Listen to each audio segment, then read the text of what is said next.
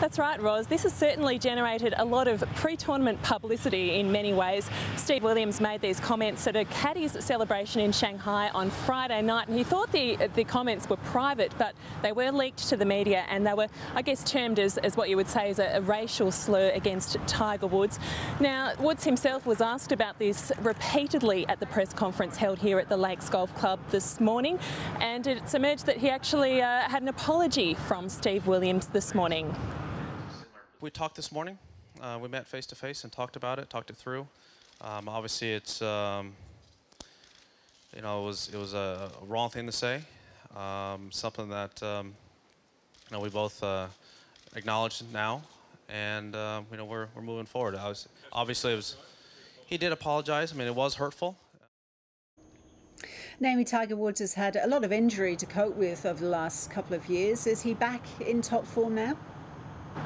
He certainly says he is. The injuries have been, well, many, really. He had a broken leg, he's had an Achilles injury, he's had a problem with one of the ligaments in his knee, and a lot of his time over the last year or two has been spent in rehab, and he said this morning that the most frustrating thing of that is that all the time spent that could be spent on the golf course is spent in rehab.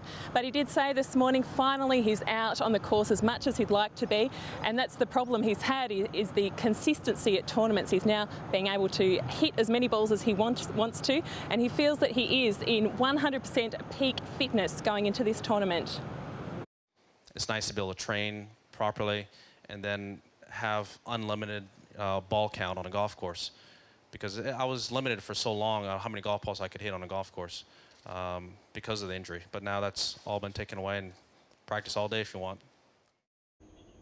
Naomi, Tiger Woods has been out and about since he arrived in Australia, catching up with some friends.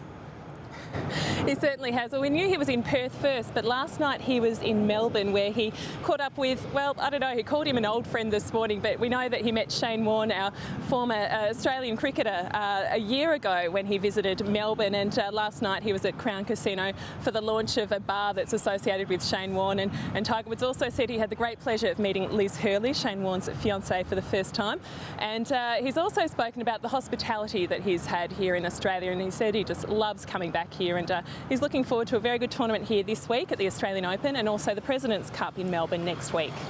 Amy, thank you.